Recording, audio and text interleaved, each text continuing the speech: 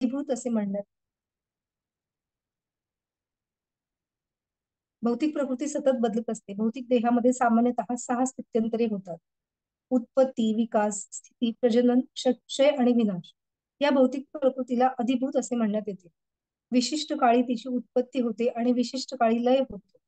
देवदेवता आणि त्यांच्या ग्रह लोकांचा समावेश असणाऱ्या भगवंतांच्या विराट रूपाच्या संकल्पनेलाच अधिदैवत असे म्हणतात. भगवान श्रीकृष्णांचे आंशिक विस्तारित रूप असणारा परमात्मा हा प्रत्येक देहामध्ये जीवात्म्याबरोबर उपस्थित असतो. परमात्म्याला अधियज्ञ असे म्हणतात आणि तो हृदयामध्ये स्थित असतो. या श्लोकाच्या संदर्भात एव हा शब्द विशेष करून महत्वपूर्ण आहे, कारण या शब्दाद्वारे भगवंत निक्षून सांगतात की परमात्मा हा त्यांच्यापासून भिन्न नाही. परमात्मा पुरुषोत्तम भगवान जीवात्म्याच्या शेजारी स्थित असतो आणि तो जीवाच्या प्रत्येक क्रियांचा साक्षी असतो आणि त्यांच्या विविध भावनांचे उगमस्थान असतो. परमात्मा हा जीवाला स्वतंत्रपणे कर्म करण्याची संधी देतो आणि त्याच्या सर्व क्रियांचा तो साक्षी असतो. भगवंतांच्या या विविध अभिव्यक्तींचे कार्य हे भगवंतांच्या दिव्य प्रेममयी सेवेमध्ये युक्त असणाऱ्या विशुद्ध भक्ताला आपोआपच स्पष्टपणे समजते. भगवंतांच्या महाकाय विराट रूपाचे अधिदैवताचे ध्यान नवसाधकाद्वारे केले जाते, कारण भगवंतांच्या परमात्मा रूपाचे ध्यान करण्याइतपत नवसाधक उन्नत झालेले नसतात. यास्तव नवसाधकांना भगवंतांच्या विराट रूपाचे, विराट पुरुषाचे ध्यान करण्याचा सल्ला दिला जातो. या विराट पुरुषाचे चरण म्हणजे पाताळ लोक आहेत.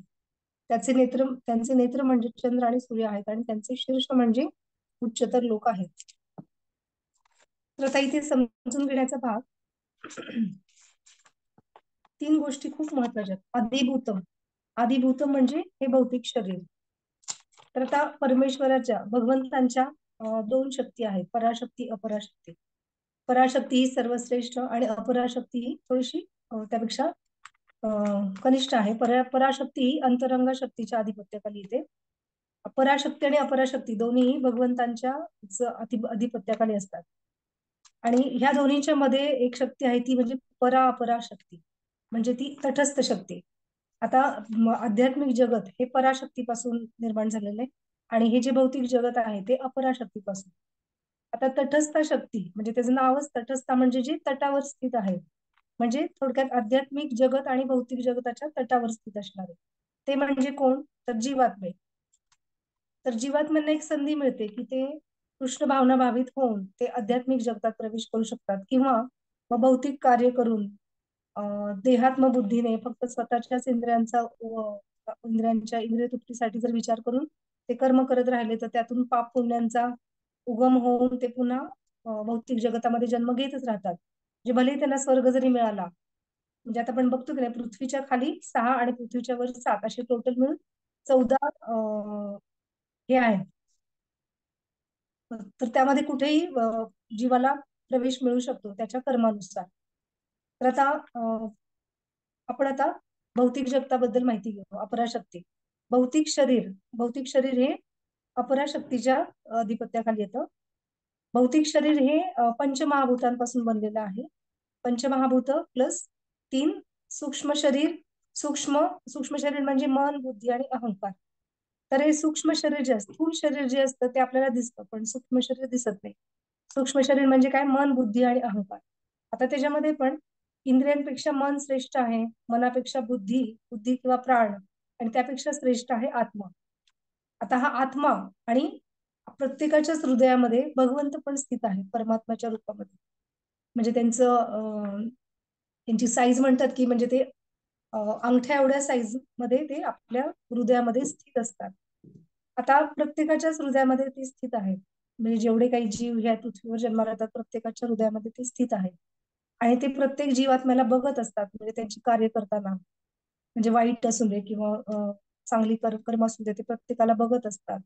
पण एक फरक असा की जेव्हा भक्त किंवा एखादी व्यक्ती कृष्णांना शरण जाते तेव्हा जे भगवंत आहेत परमात्म्याच्या रूपामध्ये ते त्यांना मार्गदर्शन करण्याचं काम करतात. म्हणजे इतर ठिकाणी ते फक्त ऑब्झर्व करतात, म्हणजे सुपरविजन, म्हणजे फक्त ते लक्ष ठेवत असतात काय करतात ते, आणि ते तथास्तु म्हणत असतात. म्हणजे त्या जीवांची जी काही इच्छा असेल त्यासाठी ते तथास्तु म्हणतात. म्हणजे ते इतके तत्पर असतात की तुम्ही ज्या काही इच्छा करता त्या इच्छांना फलरूप आणण्यासाठी ते तथास्तु म्हणतात. मग त्या इच्छा ते बघत नाहीत की तुम्ही चांगल्या इच्छा करताय का वाईट इच्छा करताय. हं? ते हे कधी बघतात, जेव्हा तुम्ही जर त्यांना शरण गेलात तरच ते त्यामध्ये इंटरफेअर करतात, की म्हणजे तुम्हाला गायडन्स देतात, की अशा प्रकार म्हणजे तुम्हाला भक्ती मार्गामध्ये किंवा कृष्ण भावना भावित कर्म करण्यासाठी ते प्रेरित करतात. आता या सूक्ष्म मन बुद्धी अहंकार ह्याला अंतवाहक किंवा मनमय शरीर म्हणतात. म्हणजे आपल्याला पुढचा जन्म मिळण्यासाठी, म्हणजे आपण ह्या जन्मामध्ये जर काही जी काही कार्य केली आहेत, चांगली असू द्या किंवा वाईट असू द्या, तर त्यातून जे काही संस्कार आपल्या मनावर झालेले आहेत, आता संस्कार संस्कार हा एक अ, जड वस्तू आहे. संस्कार संस्कार म्हणजे जड वस्तू, म्हणजे ती स्वतःहून होत नाही. संस्कार म्हणजे आपल्या मनात एखादी गोष्ट आली तर ती लगेच केली जात नाही. तर त्या संस्कारमध्ये मनाची इच्छा असेल तरच ती गोष्ट क्रियेमध्ये म्हणजे क्रियेमध्ये हे केली जाते, बदलली जाते, म्हणजे क्रिया केली जाते. तर आता हे मन जी इच्छा करतं, आता आपल्या शरीरामध्ये आपल्या हृदयामध्ये जे परमात्मा आहे ते आपल्या आत्म्याला किंवा प्राणवायूला अ, आपल्या आत्म्याला ते ट्रिगर देतात म्हणजे ते कार्यान्वित करतात थोडक्यात. त्यांनी जेव्हा आपल्या आत्म्याला कार्यान्वित केलं जातं तेव्हा तो आत्मा मनाला कार्यान्वित करतो आणि मनापासून मग आपण शरीराला कार्य मिळतं. शरीर कार्यान्वित होतं.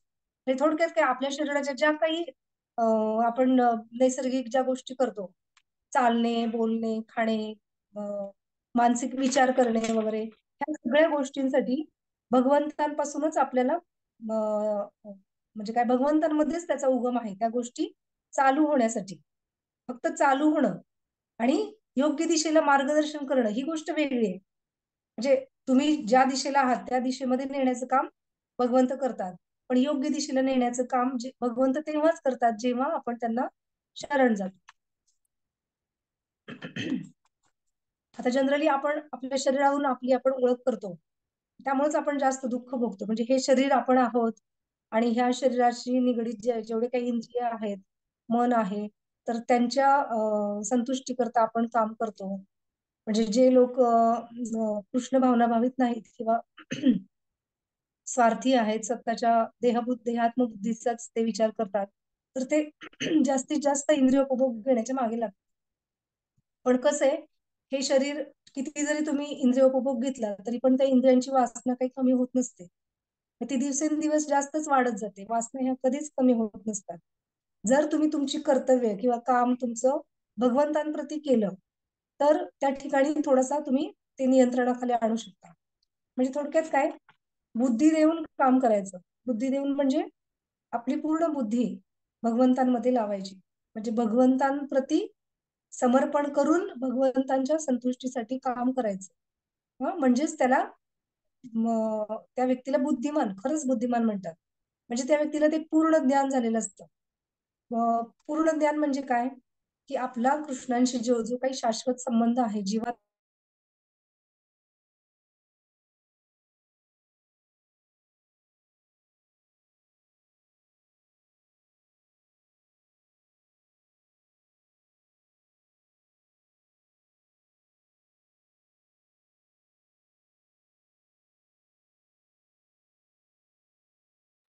अं, रेखा माताजी, तुमचं सुरू करता का? आवाज येत नाहीये. 2-3 वाक्य. आता आवाज नाही आला.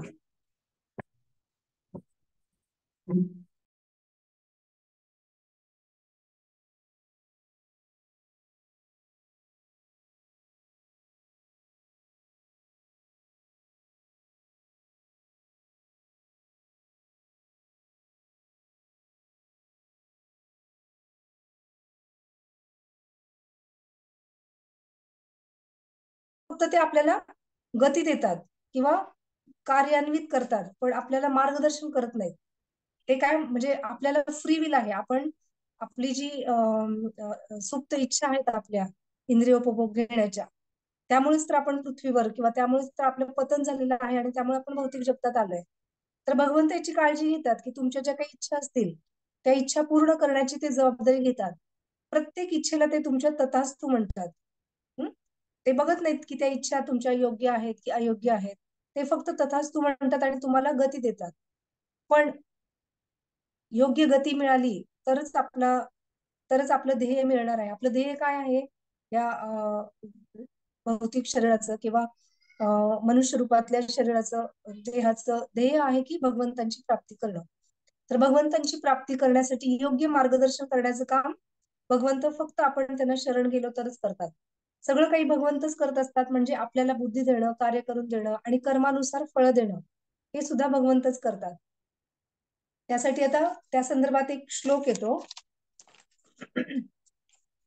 5व्या अध्यायातला 29वा श्लोक.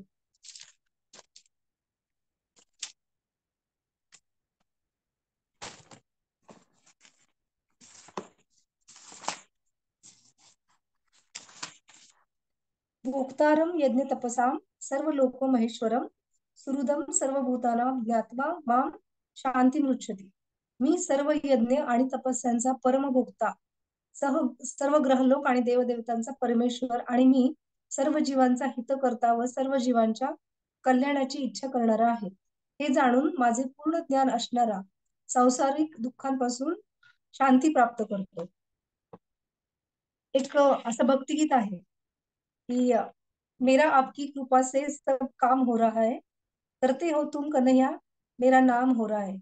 आता याच्यामध्ये एक महत्वाची गोष्ट म्हणजे कृपा हा शब्द खूप महत्वाचा आहे. जेव्हा आपण भगवंतांना शरण जातो, कृष्णांना आनंद देतो, तेव्हा कृष्ण कृपा देतात.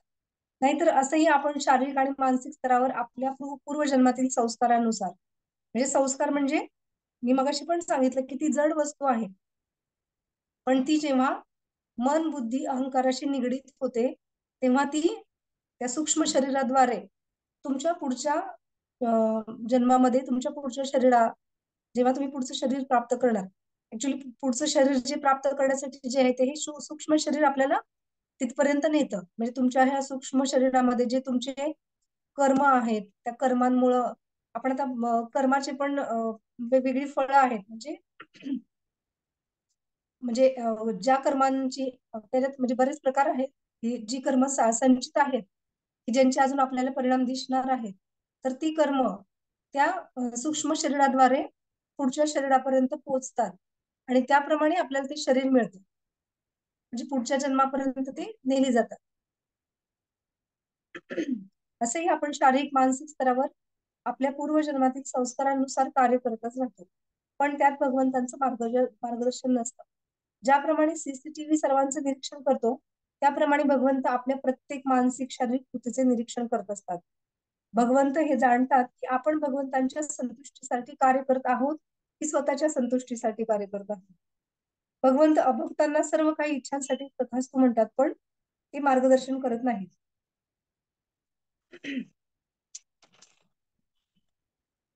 आता हे जे भौतिक शरीर आहे, हे सूक्ष्म शरीर आणि स्थूल शरीर, याच्यामध्ये ह्याला आधी भौतिक म्हणतात आणि अधिदैविक म्हणजे हे विराट रूपामध्ये जे काय आपल्याला वेगवेगळ्या देवी देवता, परत हा निसर्ग, हे जे सगळं दिसतं ते अधिदैविक मध्ये. पण हे अधिदैविक जे आहे ते पण क्षर आहे. म्हणजे भौतिक जगत म्हणजे जीव नाही, भौतिक जगत, परत देवी देवता, हे सगळे क्षर आहेत. म्हणजे जेव्हा जेव्हा ब्रह्मांडाचा नाश होतो तेव्हा ह्या गोष्टी सगळ्या नाश पावतात. फक्त एकच गोष्ट म्हणजे जीव आणि भगवंत म्हणजे आध्यात्मिक जगत हेच तेवढं अक्षर आहे. अक्षर म्हणजे शाश्वत आहे की ज्याच्यामध्ये काही बदल होणार नाही. आता आपण असा विचार करू शकतो की ज्या गोष्टीमध्ये काही बदल होत नाही त्या गोष्टीपासून आपण अशा गोष्टी मिळवतो की ज्याच्यामध्ये बदल होतात. म्हणजे आपलं शरीर, आता आपलं शरीर दिवसांदिवस बदलत असतं ना. आपली नखं वाढतात, केस वाढतात, आपलं एजिंग होतं. असं म्हणतात की दर 7 वर्षानंतर आपलं शरीर वेगळं असतं. म्हणजे शरीरातले सगळे पेशी 7 वर्षानंतर पूर्णपणे बदललेले असतात. म्हणजे काही पेशींना बदलायला 1 तास लागतो, काही पेशींना बदलायला 1 महिना लागतो. तसं असं म्हणतात की 7 वर्षानंतर सगळं पूर्णपणे शरीर बदललेलं असतं. भौतिक शरीर हे बदलते, नष्ट होते. आणि आता आपण वाचलंच आहे इथे 6 प्रकारच्या त्रासातून 6 प्रकारच्या त्रासातून जाते. ते त्रासातून म्हणजे 6 प्रकारचा बदल होतो त्याच्यामध्ये. म्हणजे उत्पत्ती, विकास, स्थिती, प्रजनन, क्षय आणि विनाश. आता कर्मे 3 प्रकारची असतात. आपली जी कर्मे किंवा संस्कार जे संचित परिणाम आहेत त्याप्रमाणे आपल्याला पुढचे शरीर निश्चित होते. कर्म, अकर्म आणि विकर्म. कर्म म्हणजे काय? आपण दररोज जे करतो म्हणजे सहजासहजी आपल्याकडून जी कार्य होतात, म्हणजे विशेष विचार न करता, विशेष कुठलं हे न करता आपण जे दैनंदिन कार्य करतो त्याला कर्म म्हणतात. विकर्म म्हणजे वाईट कर्म. आणि अकर्म, अकर्म म्हणजे अकर्म. म्हणजे ते कर्म नाही थोडक्यात. म्हणजे आपण जेव्हा अकर्म कशाला म्हणतात? जेव्हा आपण भगवंतांना केंद्रस्थानी मानून जेव्हा कार्य करतो, भगवंतांच्या संतुष्टीकरता जेव्हा कार्य करतो, तेव्हा त्याला अकर्म म्हणतात. आता म्हणजे जसं की आता समजा आपल्याला जेवण करायचंय, तर आपण आता जेवण केल्यानंतर ते पचनाचं कार्य सुद्धा भगवंतच करतात. म्हणजे आपल्यातला पोटातला जो वायू आहे, तर त्यांनी ते पचनाचं कार्य केलं जातं.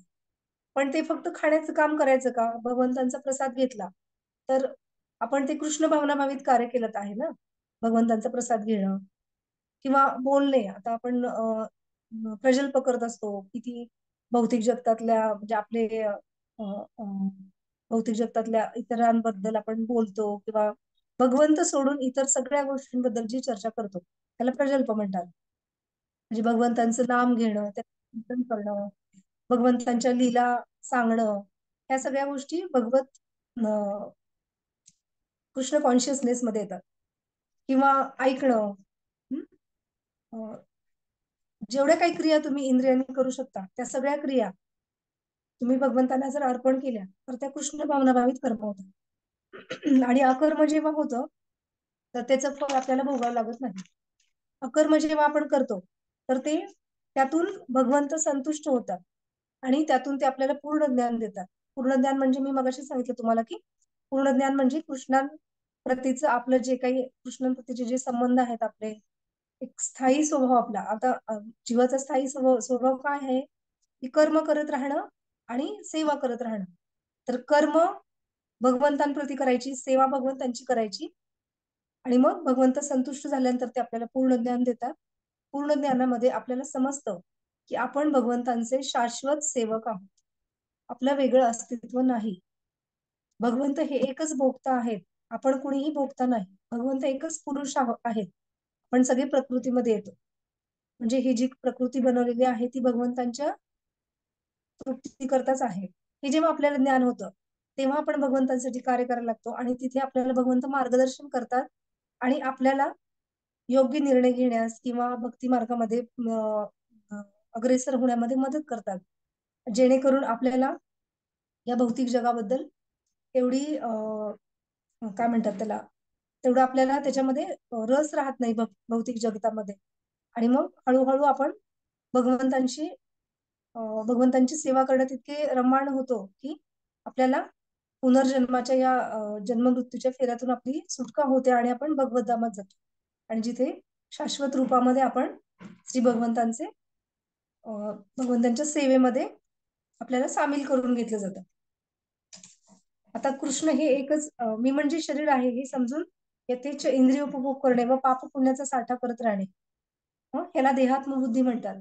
पण कृष्ण भावनाभावित बुद्धी म्हणजे पूर्ण ज्ञान, म्हणजे कृष्ण हे एकच भोगता आहेत याचे ज्ञान होणे म्हणजे पूर्ण ज्ञान. आता भगवद्गीतेच्या 4थ्या अध्यायामध्ये 37वा श्लोक, त्याच्यामध्ये भगवंत सांगतात की ज्ञानाग्नी सर्व कर्माणी भस्मसात कुरुते तथा. म्हणजे जेव्हा आपल्याला पूर्ण पूर्ण ज्ञान होतं तेव्हा आपल्या आपल्या मनामधील अहंकार म्हणा किंवा आपले जे दोष आहेत किंवा आपले जे पापकर्म आहेत, संचित पापकर्म आहेत, त्याचे परिणाम जे आहेत ते किंवा ते पापकर्म पुसून टाकले जातात. म्हणजे जेव्हा एखाद्या जंगलामध्ये जेव्हा आग लागते तेव्हा त्या आगीमध्ये पूर्ण जंगल तर भस्मसात होतं, पण त्याच्यामध्ये जे राहणारे साप आहेत, साप म्हणजे थोडक्यात आपल्या हा विकार वासना, ते साप पण त्याच्यामध्ये जळून जातात. म्हणजे थोडक्यात हे जो कृष्ण भावना भावित होणं किंवा कृष्ण भावनेमध्ये पूर्ण ज्ञान होणं, हे पूर्ण ज्ञान म्हणजे त्या प्रकारच्या वणव्यासारखं आहे जे तुम्हाला शुद्ध करण्यासाठी मदत करतं आणि असे शुद्ध होऊन तुम्ही भगवत धामाला प्राप्त करता. देवी देवता विराट रूप हे सुद्धा क्षर आहेत आणि प्रलयासमी या सर्वांचा नाश होतो. भगवंत सर्वांच्याच हृदयात परमात्म्याच्या रूपात स्थित असतात. आत्मा हा परमात्म्यांचाच अंशरूप आहे आणि परमात्मा हे भगवंतांचेच अंशरूप आहे. व आपल्या सर्व प्रकारच्या मानसिक किंवा शारीरिक क्रिया करण्यासाठी भगवंतच आपल्याला बुद्धी देतात.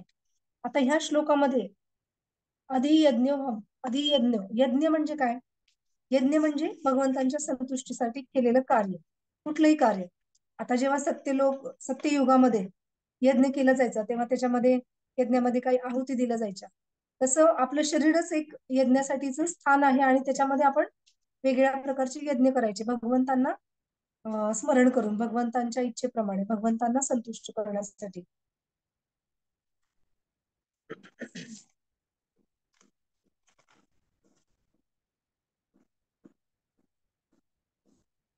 भगवंत 10व्या अध्यायामध्ये 10व्या श्लोकात सांगतात, तेषां सततयुक्तानां भजतां प्रीतिपूर्वकं ददामी बुद्धियोगम तम येन मामुपयांती ते. म्हणजे जे प्रेमाने सतत माझी सेवा करण्यात युक्त असतात त्यांना मी असे ज्ञान देतो ज्यामुळे ते मला येऊन पोचतील.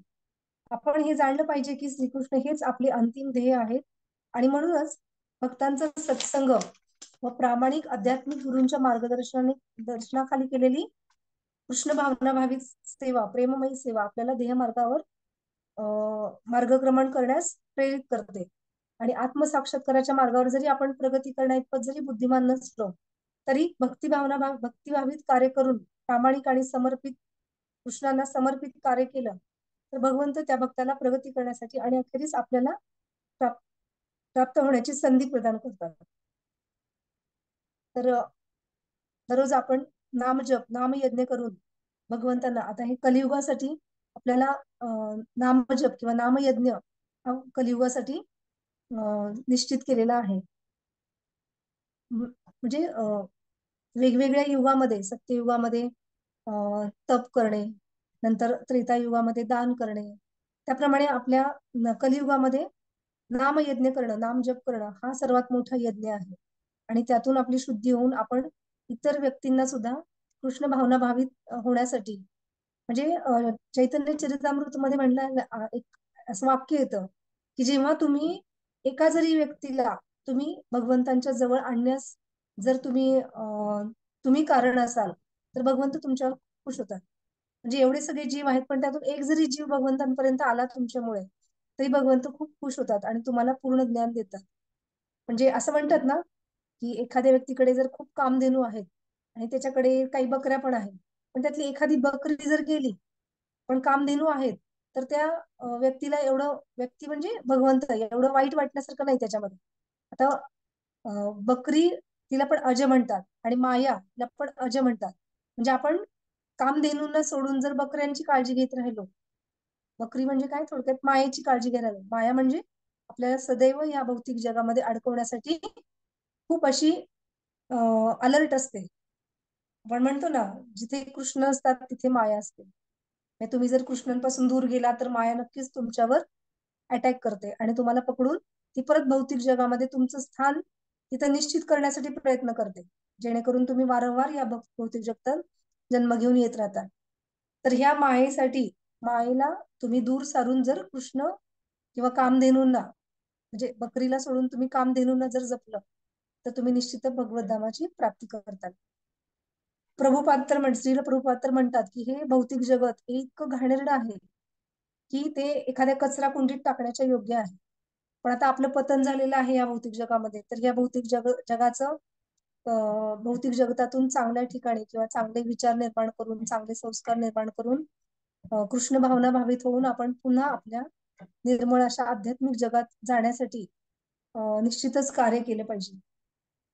हरे कृष्ण कृष्ण कृष्ण हरे हरे, हरे राम राम राम हरे हरे. असा मनापासून जर तुम्ही जप केलात तर नक्कीच कृष्ण तुम्हाला या भक्ती मार्गावर पुढे जाण्याची प्रेरणा देतील.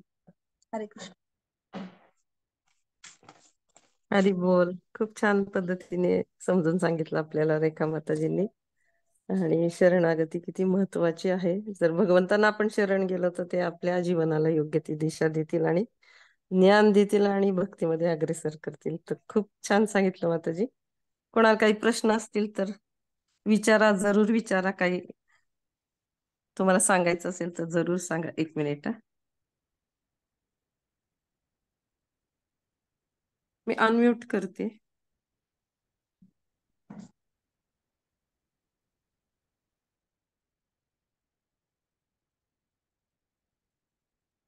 हरी बोल. अलका एकदा बघणार का अनम्यूट झाले का बोलून?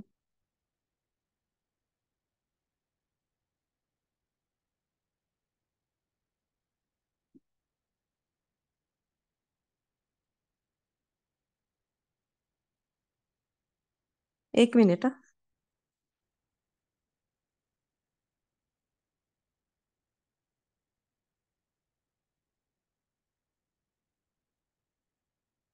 आता बघणार का?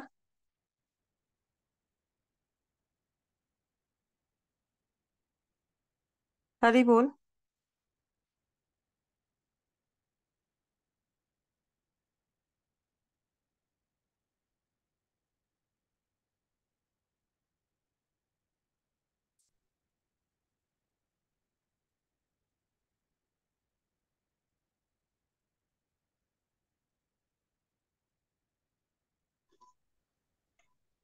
अलका माताजी एकदा बघता का? झालं माताजी. Okay okay. झालं हरी झालं बोल. झालं. मग अशी अनम्यूटच होत नव्हतं. ओके. दोनदा तीनदा प्रयत्न केला. हा चालेल चालेल. हा, कोणाचे काही प्रश्न असतील तर विचारू शकता.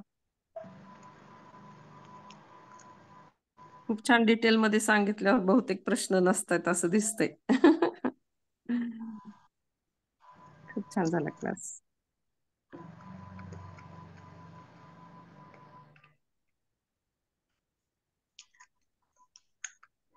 चालेल रेखा माताजी, मग थांबायचंय का?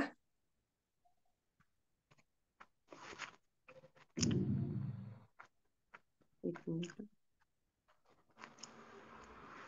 रेखा माताजी तुम्हाला अनम्यूट करावं लागेल स्वतःला.